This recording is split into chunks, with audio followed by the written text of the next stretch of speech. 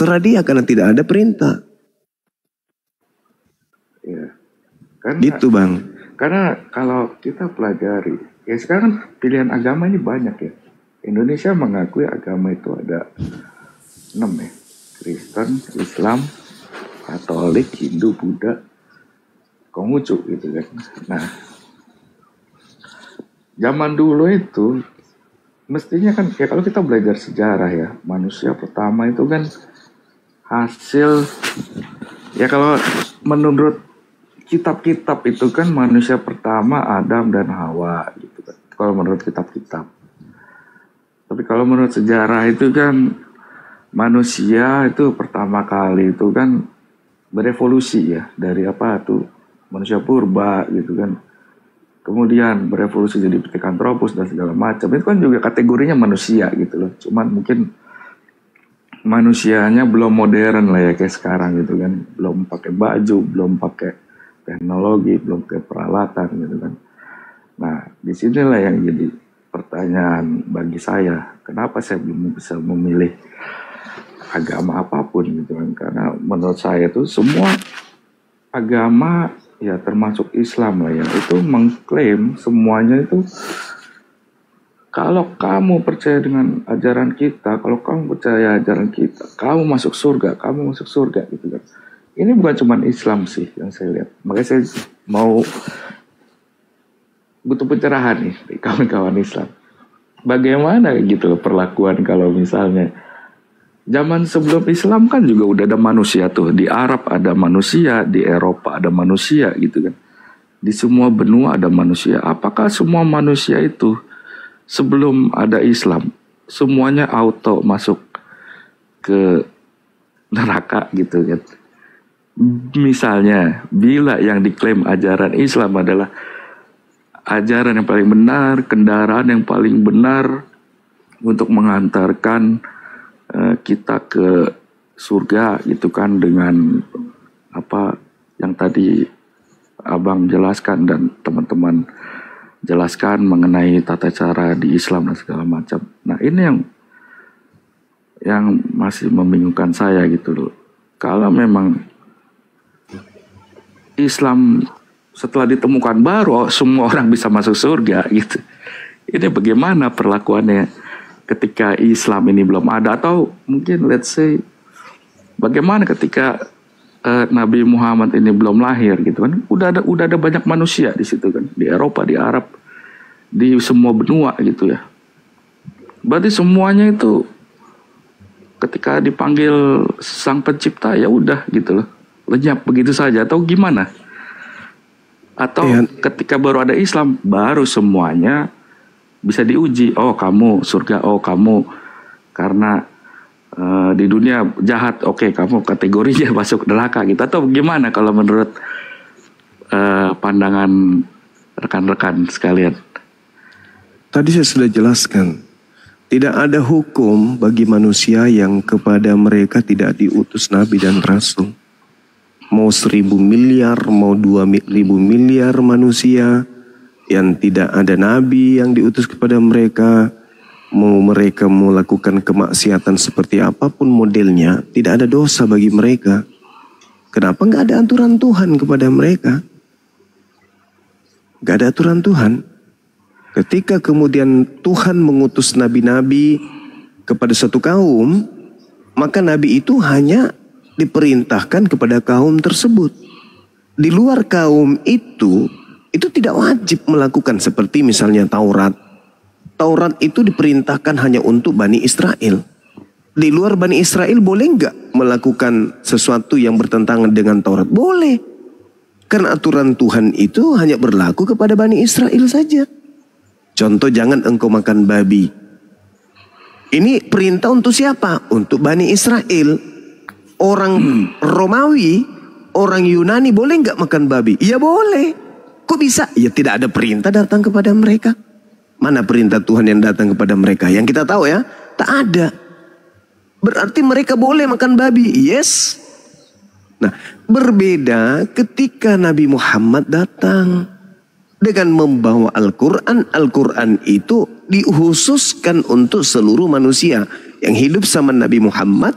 sampai kiamat. Wajib. Jadi siapapun mereka yang tidak Islam, neraka.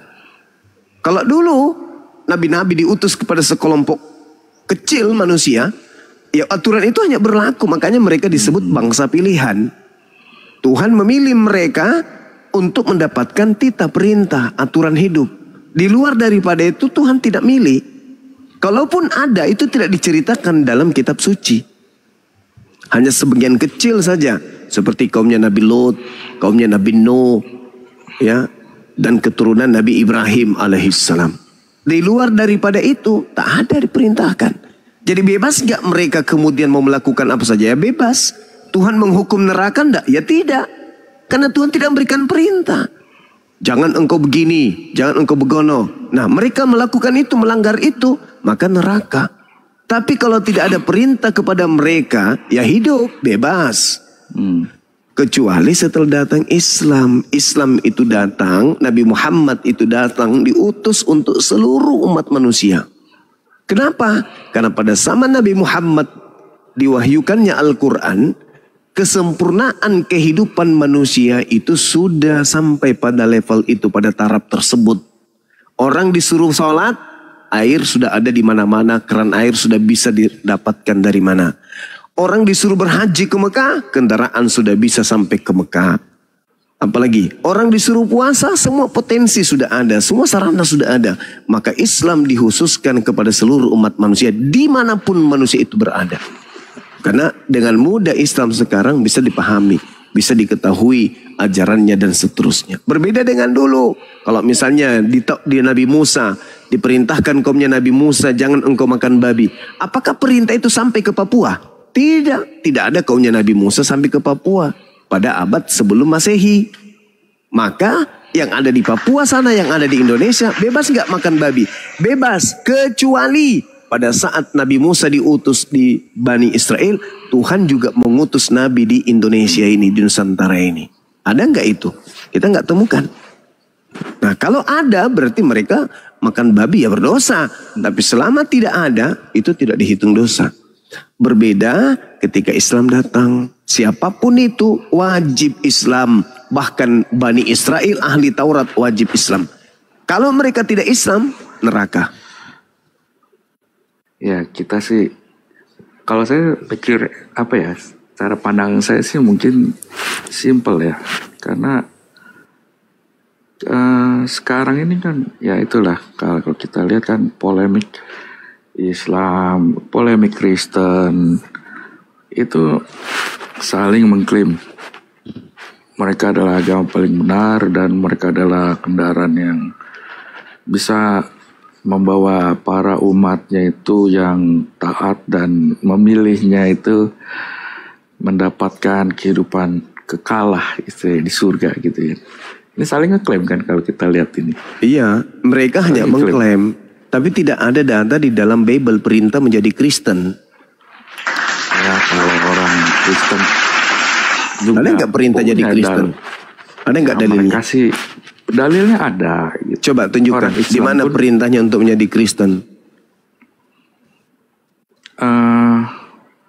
Ya Kristen ini kalau ya kan saya juga pernah menjadi orang Kristen ya. Kristen iya dalilnya bang. Dalilnya untuk jadi Kristen mana? Dalilnya apa? Dalilnya untuk makan jalan kote. Jalan kote itu apa? Ya udahlah bang, nggak usah lah, nggak perlu lah jadi Islam, jadi apa kek sama seperti kambing tidak beragama, itu lebih bagus bagi anda kan? Karena kalau saya bertanya kepada saudara tentang agama anda mengatakan ya saya ada di tengah-tengahnya, ya sama seperti kambing berarti kambing juga tidak punya agama, kambing hidupnya tidak ada aturan dari Tuhan, ya sama seperti anda. Jadi saya berdiskusi dengan kambing ini sekarang. Saya tanya, di mana dalilnya menjadi Kristen di kitab saudara? Ada. Ada. Di mana? Anda tanya apa? Ya tanya jalan kote. Ini baru udah jam. Oh, udah jam segini. Malam. Bicara sama setan, sama hantu. Sabar Bang Suma. Sabar dong, sabar. Saya sabar. Saya cuma berbicara sesuai dengan fakta real, gitu bang. Iya, ini aku tadi pas di roomnya siapa itu kebetulan nunggu tapi ternyata malah rungkat. Ini ketemu lagi ada Bang Suma. Iya, silakan. Kalau boleh nyambung soal yang tadi ya Bang. Iya, silakan. Ya ini ada Bang Andi juga. Malam Bang Andi. Sorry.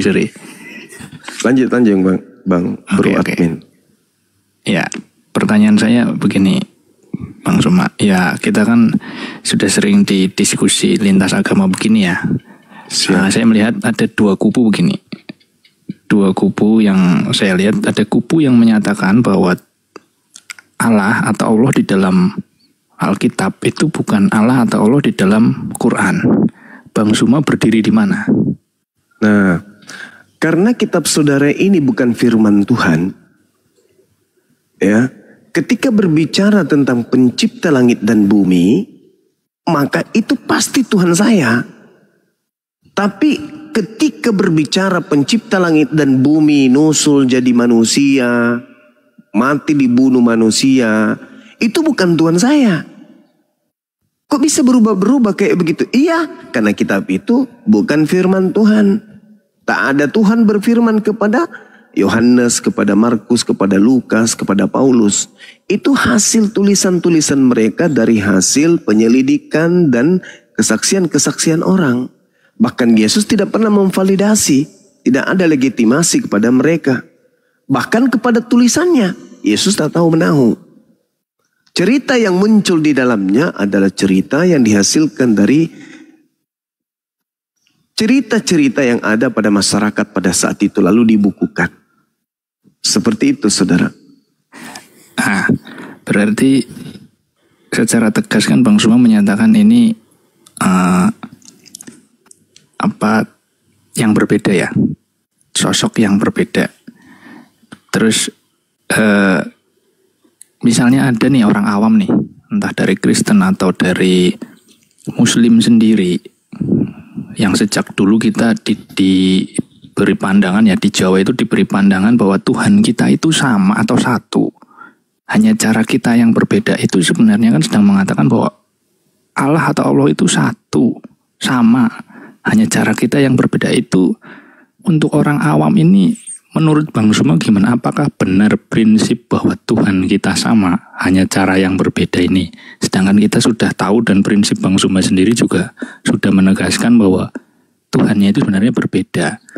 Kitab Yunani dengan Quran berbeda. Gimana? Seperti ini orang-orang ada 2.200 orang. Saya yakin mereka ada juga yang masih berpikiran bahwa Allahnya itu sama, hanya caranya yang berbeda. Kira-kira gimana tanggapan Bang Suma? Iya, baik. Jadi gini, saudara Bro Admin. Kalau saya mengatakan bahwa Tuhannya umat Islam dan Tuhannya sapi, Tuhannya kambing, Tuhan yang menciptakan kambing dan yang menciptakan kemudian umat Islam itu sama. Jadi artinya bahwa Tuhannya orang Kristen dan Tuhannya umat Islam itu sama. Tuhannya orang Hindu, Tuhannya orang Buddha dan ateis itu sama. Rabbus samawati wal ard, yaitu Tuhan pencipta langit dan bumi. Hanya saja ada di antara kita yang menyembah kepada Tuhan yang bukan pencipta langit dan bumi, tetapi Tuhan yang kita buat sendiri. Kalau dikatakan Tuhan kita sama, betul. Hanya saja di antara kita ada yang salah Tuhan. Tapi Rabbus samawati wal ard itu cuma satu. Para nabi mengajarkan itu, bahwa Tuhan itu tidak serupa dengan makhluk.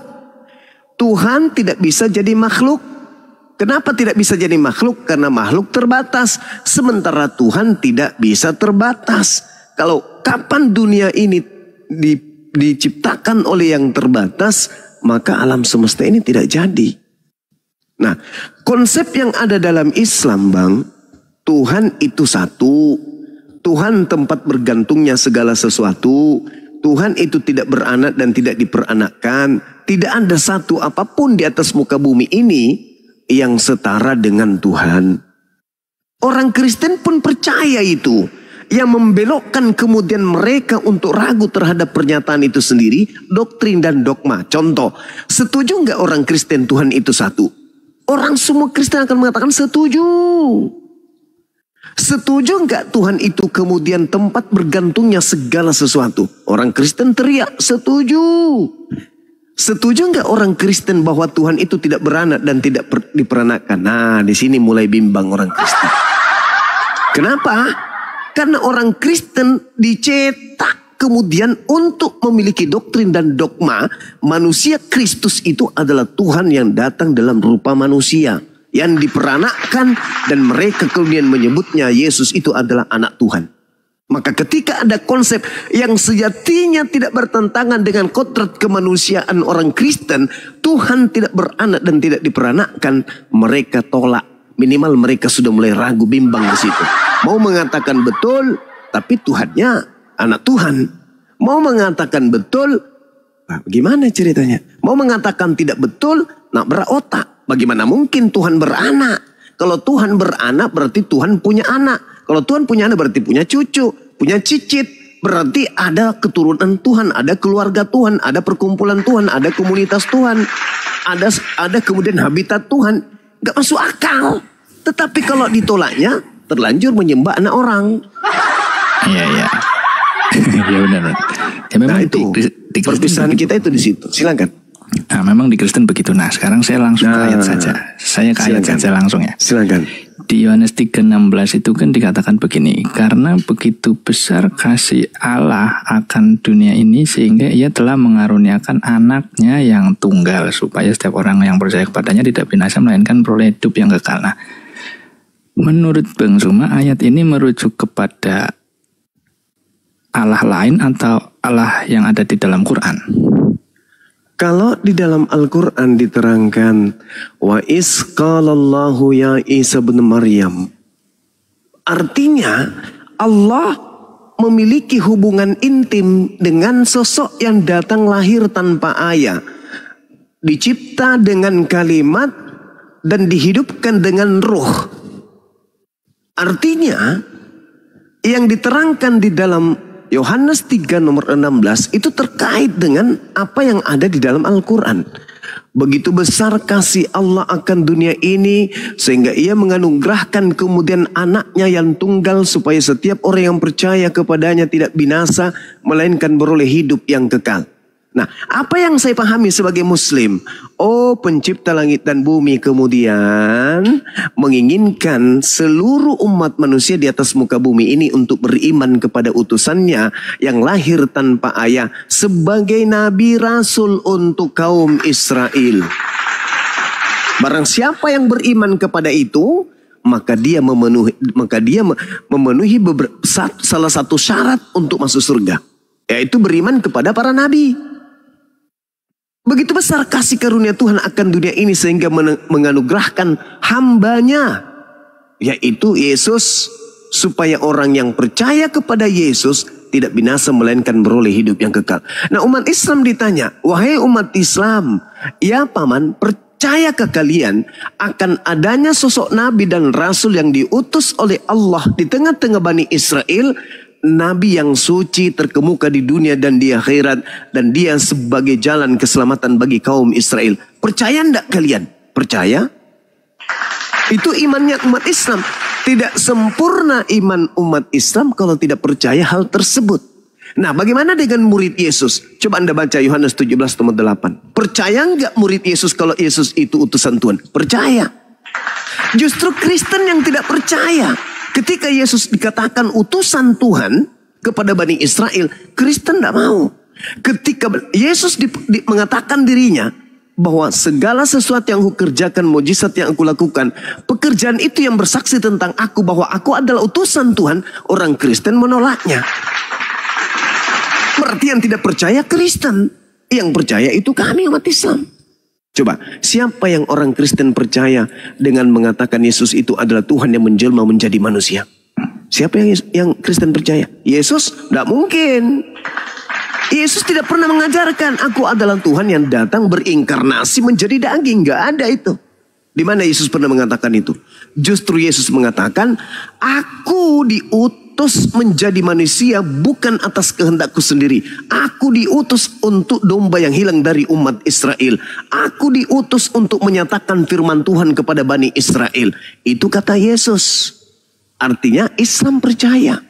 Karena begitu besar kasih karunia Allah akan dunia ini sehingga ia menganugerahkan kemudian hambanya yang tunggal. Supaya setiap orang yang percaya kepadanya tidak binasa melainkan beroleh hidup yang kekal. Islam lolos. Kenapa Islam lolos? Semua ucapan Nabi Isa di dalam Al-Quran kami imani. Semua ucapan Yesus di dalam Bible kami imani. Kecuali yang mengatasnamakan Yesus tapi bukan Yesus. Contoh, pergilah ke seluruh bangsa.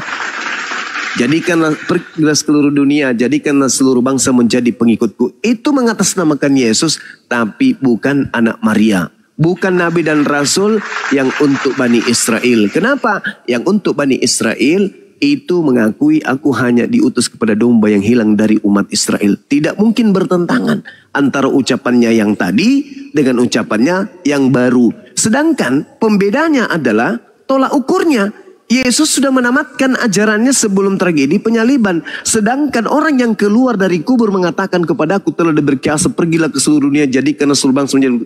Itu adalah di luar penggarisan pengajaran Yesus kepada Bani Israel. Oke. Silakan. Oke, Bang Ruma. Nah ini. Kenapa ini ya?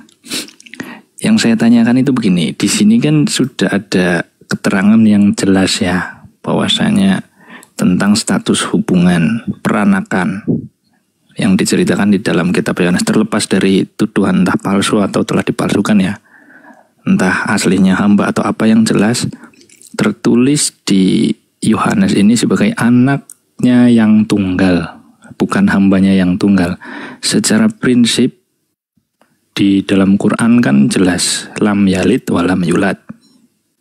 Allah ini tidak mungkin diperanakan begitu. Tapi di kitab Yohanes Allah ini diperanakan. Artinya secara teks saja ini kan sudah bertentangan. Tapi kemudian Bang Suma membuat sebuah narasi, kenapa malah seolah-olah justru menyamakan lagi begitu? Enggak, Pak.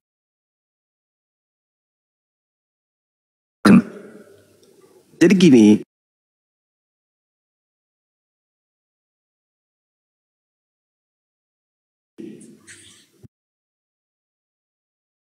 hubungan intim antara Tuhan dengan Bani Israel.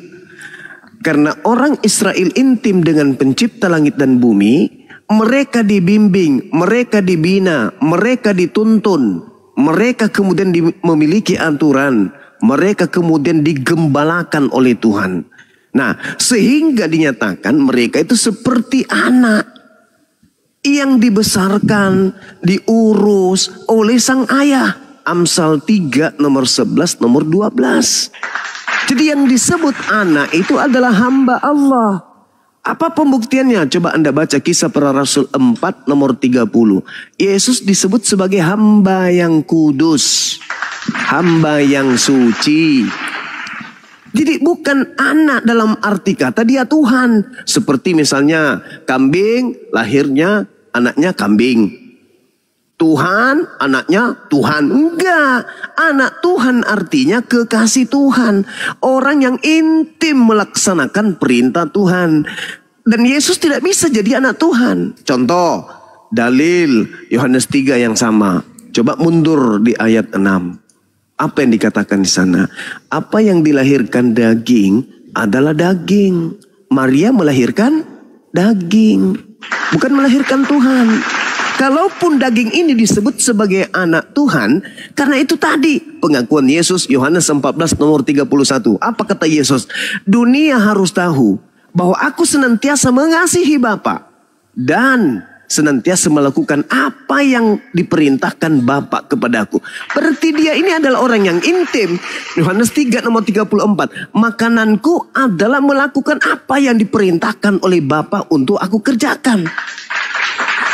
Yohanes 14 nomor 24. Firman yang kau dengar dari mulutku itu bukan dari aku, tetapi dari Bapa yang telah mengutus aku.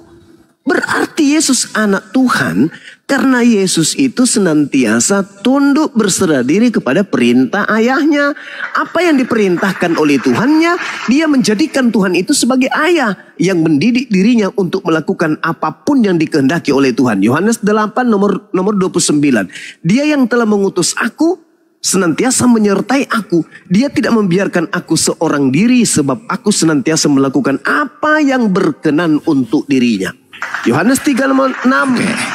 Apa yang dilahirkan daging adalah daging. Yesus daging, berarti dia anak Maria, bukan anak Tuhan. Karena Tuhan itu bukan daging. Dan apa yang dilahirkan roh adalah roh. Yesus itu bukan roh. Dan dia adalah daging. Kalaupun ada rohnya, itu tertulis di dalam Kejadian 6 nomor 3. Apa yang tertulis di sana? Rohku tidak selamanya berdiam di dalam diri manusia. Berarti seluruh manusia memiliki roh Tuhan, bukan hanya Yesus. Jadi apa yang dilahirkan roh dari roh, apa yang dilahirkan daging adalah daging. Silakan. Oke, terakhir Bang Suma. Silakan. Nah, begini. Ketika sering bertanya ya, di mana bukti bahwa Yesus adalah Tuhan? Tunjukkan secara tersurat. Yesus adalah Tuhan atau pengakuan Yesus sendiri. Akulah Tuhan. Minimal akulah Tuhan. Sembahlah aku, begitu. Sering kali pertanyaan itu muncul kepada teman-teman Kristen termasuk saya juga, dan memang tidak ada secara tersurat seperti itu, akulah Tuhan, sehingga kita tidak bisa membuktikan itu. Tapi yang saya heran, kenapa Bang Suma dalam hal ini di situ benar-benar tertulis anak, tetapi justru diterjemahkan dengan bahasa lain, bahkan diartikan sebagai hamba. Betul boleh, tapi tidak bisa kemudian menggantikan peran bahwa Yesus adalah anak. Karena bukan hanya satu ayat saja di situ yang menerangkan Yesus adalah anak. Misalnya di Matius, Simon Petrus juga mengatakan, engkau adalah Mesias, anak Allah yang hidup. Di Lukas juga ada banyak. Di Yohanes juga banyak. Artinya status Yesus sebagai anak Allah itu benar-benar dinyatakan di dalam Alkitab. Walaupun mungkin ada pendapat sebenarnya bukan kata Allah yang tepat ya, lebih tepatnya anak Tuhan. Jadi yang saya mau tanyakan, kenapa dari sisi Bang Suma atau mungkin teman-teman Muslim ketika meminta pembuktian tersurat di dalam kitab suci, di mana Yesus mengaku akulah Tuhan secara tersurat, itu dituntut benar-benar ada baru bisa terbukti dia Tuhan. Sedangkan ketika membahas Yesus adalah anak Allah, yang jelas-jelas tertulis anak, di situ malah diterjemahkan dengan pengertian lain atau diganti dengan pengertian lain, yaitu hamba. Kenapa Bang Suma? Silakan. Iya, saya tidak pernah menemukan dalil di dalam kitabnya Anda, Yesus mengaku sebagai anak Allah. Itu cuman pernyataan-pernyataan orang. Tetapi ketika dia disebut sebagai anak Allah, dia malah menjawabnya anak manusia. Tidak ada terlontar kalimat aku adalah anak Allah, itu nggak ada. Coba Anda tunjukkan kepada saya. Di mana Yesus pernah mengatakan dirinya adalah anak Allah atau anak Tuhan? Silakan. Oke, saya bacakan ya. Silakan. Di Matius 16 ayat 16, maka jawab Simon Petrus, engkau adalah Mesias, anak Allah yang hidup. Kata Yesus kepadanya, berbahagialah engkau Simon bin Yunus, sebab bukan manusia yang menyatakan itu kepadamu, melainkan Bapa-Ku yang di surga. Dan aku pun berkata kepadamu, engkau adalah Petrus, dan di atas batu karang ini, dan seterusnya, dan seterusnya.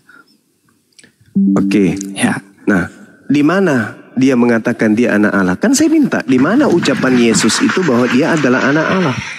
Oke, kalau yang langsung misalnya ya, yang itu tadi konfirmasi dari Yesus sendiri. Yang pertama, kalimat pertama itu kalimatnya Simon Petrus, yang kalimat kedua yang 17 itu pernyataan Yesus sendiri. Kalau yang lain misalnya di Yohanes yang tadi, karena begitu besar kasih Allah akan dunia ini sehingga ia mengaruniakan anaknya yang tunggal. Nah, itu kan perkataan Yesus. Enggak ada kan ucapan Yesus? Itu ucapan Yesus, Bang.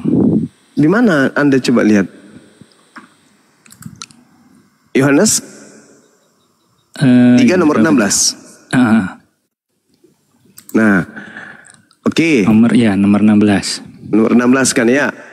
Nah, kita lihat ucapan Yesus di sini.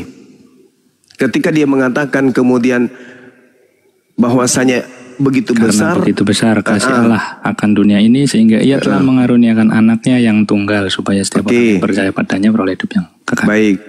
Nah, coba Anda lihat kemudian ketika berbicara mengenai monogenes, apa artinya di sana yang seharusnya? Satu-satunya kan? Bukan anak, tapi satu-satunya. Harusnya terjemahannya itu tidak seperti itu.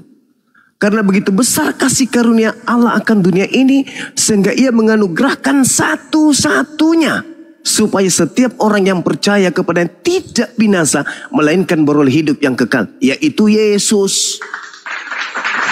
Lalu kemudian ketika Anda berbicara mengenai Matius, Simon Petrusnya berkata, engkau adalah Mesias. Anda ngerti Mesias? Mesias itu adalah manusia yang diurapin. Adapun ucapan anak Allah, Petrus, Kepas itu adalah orang Yahudi. Orang Yahudi ketika berbicara mengenai anak Elohim, paham mereka itu cakupannya adalah hamba, kekasih. Makanya saya berkata tidak ada ucapan Yesus itu. Kalau yang tadi monogenes itu satu-satunya. Bukan anak Tuhan. Itu gimana ceritanya ada muncul Theos di situ, ada muncul Allah di situ. Original teksnya itu apa dulu? Ini hanya penambahan lai.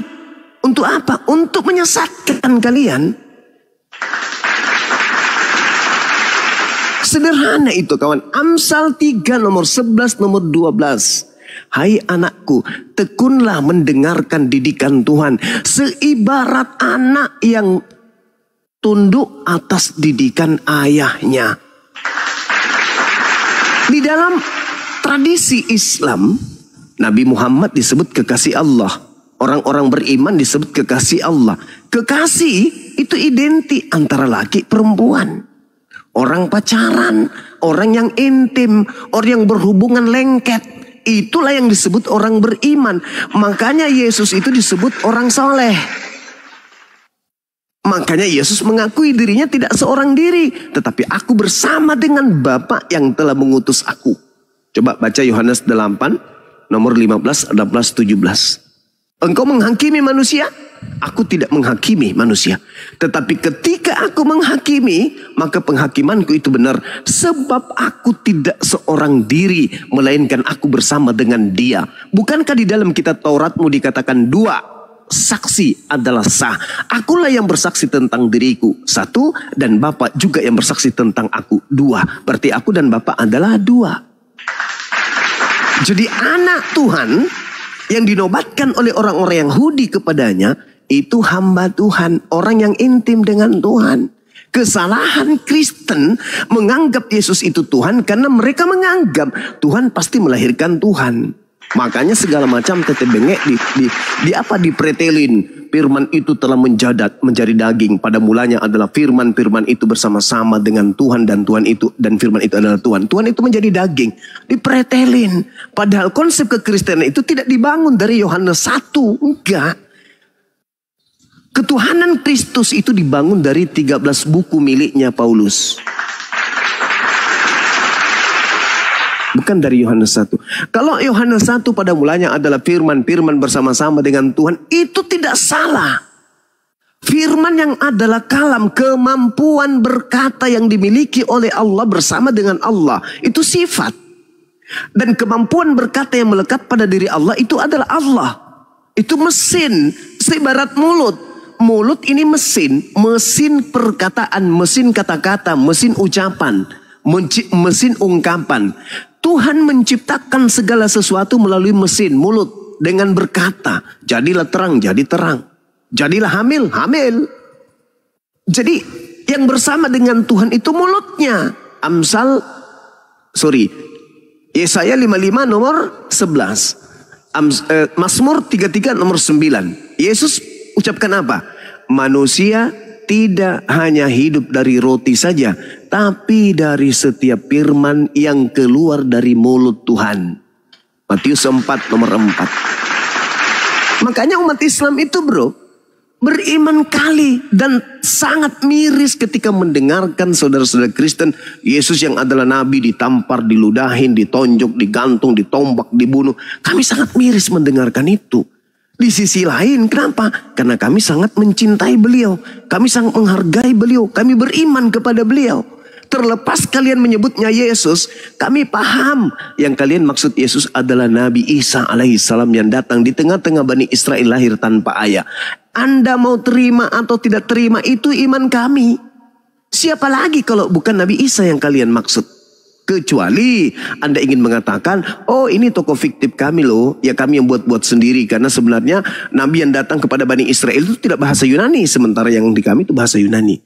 Maria atau Miriam dalam bahasa Ibrani atau bahasa Aramaik tidak mungkin menamai namanya anaknya dengan nama penjajah Roma. Gak mungkin. Pasti menggunakan nama Yudaism. Nah, maka kenanya ke Iso. Iso ke Arab jadi Isa. Yishmael ke Arab menjadi Ismail. Yishak menjadi Ishak. Abraham menjadi Ibrahim. Moses menjadi Musa. David menjadi Daud. Itu kaidah. Esaus fiktif. Nggak kena. Karena tidak ada nabi yang diutus kepada bangsa Yunani. Bangsa Romawi. Yesus, Bang. Nah, kecuali Yesus kan itu di Indonesia, Pak. Ya. Oke, ya terima kasih Bang Suma. Cuman siap. Ya itu tadi saya menanyakan itu karena memang terlihat enggak konsisten dalam hal tuntutan pembuktian begitu.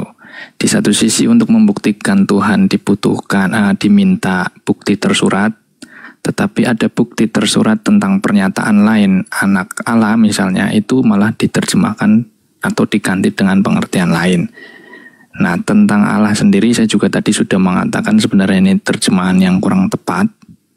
Jadi kalau ada orang bilang itu misalnya tersesat atau bagaimana ya mungkin seperti itulah. Jadi kalau bisa teman-teman Islam juga jangan ikut-ikutan tersesat. Karena yang disebut Allah di dalam Alkitab itu sebenarnya salah terjemahan, bukan merujuk kepada Allah Subhanahu wa taala yang secara prinsip lam yalid wa lam yulad, tidak beranak dan diperanakan. Walaupun tokohnya mungkin mirip tokoh-tokohnya tapi tidak merujuk ke sana. Untuk orang Kristen juga yang menggunakan ayat Quran untuk membuktikan kebenaran Alkitab itu salah kaprah. Nah, satu lagi pernyataan saya Bang Suma. Kalau untuk pembuktian secara tersurat memang tidak ada, tapi kita menggunakan hal-hal yang tersirat. Misalnya nih, kenapa orang Kristen menyatakan Yesus Tuhan? Itu kita bersumber pada pernyataan Yesus sendiri di Yohanes 5 ayat 22. Dikatakan begini, Bapa tidak menghakimi siapapun melainkan telah menyerahkan penghakiman itu seluruhnya kepada anak, supaya semua orang menghormati anak sama seperti mereka menghormati Bapa. Barang siapa tidak menghormati anak, ia juga tidak menghormati Bapa yang mengutus dia. Penghormatan di sini sampai kepada penghormatannya sebagai Tuhan atau penguasa atau Rob. Begitu Bang Suma. Terima kasih atas waktunya dan jawabannya. Saudara. Baik, saya jawab yang ini.